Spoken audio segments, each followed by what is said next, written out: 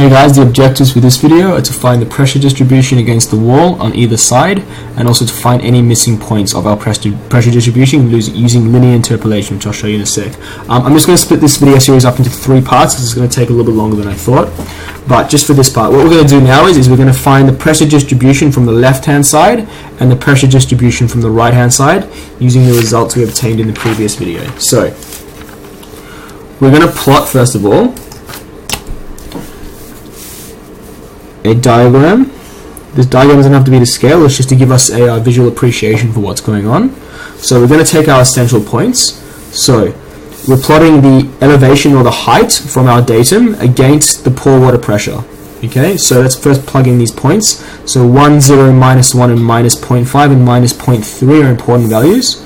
So 0, 1, minus 0.3, minus 1, and minus 1.5. Okay, now let's go ahead and do the left hand side first. So this is our wall. The left hand side of our wall we'll do first. So at the height 1 we have a pressure of 19.6. So 19.6. At the height 0 we have a pressure of 25.9. So over here 25.9. At the height minus 1 we have a pressure of 32.2. So minus 1 we have 32.2. At the height minus 1.5 we have a pressure of 33.6. That's the last value for our left hand side. So 33.6. Okay, so we can go ahead and connect all these points up. Okay,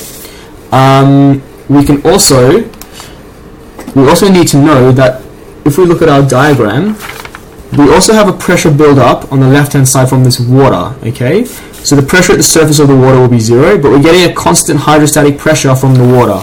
So, and the surface of the water from our datum was 2 plus 1, it was 3 meters above the datum.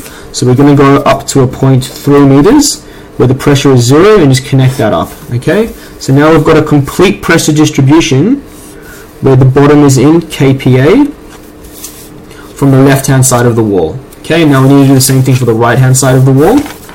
So we're going to take our value. So now we're using the right hand side. So at minus 1.5 we're at 30 kPa. So let's go to 30. At minus 1 it's 21.6. At minus 0.3 it's 11.2. At 0 it's 4.9. Okay, and just like before, because we have water on the right hand side, there's going to be a pressure buildup of the water until we get to the surface where the pressure is 0, and we know the surface of the water is at 0.5 meters above the datum. So if we go, we need to put in a point here 0.5, the pressure there is 0, and we can connect all our dots. Okay, so we now have a very rough pressure distribution from the left hand side and from the right hand side. Okay, now the next thing we're going to have to do is fill in the corresponding, we're just going to have to match these points up. Okay, and we're going to need that for the next video. So these match up well. Okay, those points match up at minus 1. At 0 these points match up. Okay, at 1 we've got 0 on the left, so they match up. On the right we have 0, sorry, but at minus 0.3 we have nothing on this side, and at 0.5 we don't know what that value is either.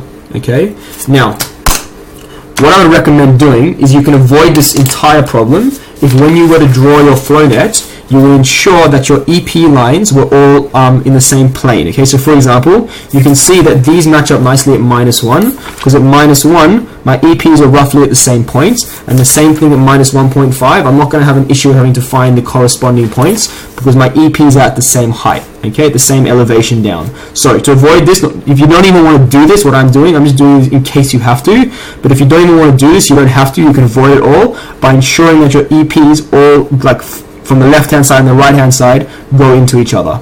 Okay, but I'm going to show you how to do this. We're going to have to find the value. Let me just get a pen. we're going to have to find this value x and this value y, okay, to match them up. So we use linear interpolation. I'm assuming you guys are going to know it. I'm not going to teach it to you. Or essentially all linear interpolation does, it matches up two gradients. So we're going to find the gradient of this line, which is going to be 25.9, so y2 minus y1. So let's do 32.2 minus 25.9. Okay, that's divided by so 1 minus 0, and this is going to equal x, which we want to find, minus 25.9. On top of x is at 0.3 minus 0, and we can find that x will equal 27.8. Okay, which is good because 27.8 is perfect, is between those two values, which should make sense. So we get at x 27.8. And y we would find the same way using linear interpolation. I've done it for you already. We get 22.8. Okay, so y is 22.8. Okay, so now for the left hand side and the right hand side, we have every single point matching up, right? Which is very important for the next video where we're going to be finding the net pressure distribution. Just once again, I'm going to reinforce my point. You would not have to do this linear interpolation business if your EPs went into each other from the left hand side and the right hand side. Okay, if your EPs matched each other, you would not have to do this. So I would 100% recommend to when you were to draw your flow net, keep in mind that if you were to get a question like this, your EPs should be matching up to make it nicely for yourself. Just check out the next video where we're going to be finding the net pressure distribution as well as the net force on the wall. Hope that helps.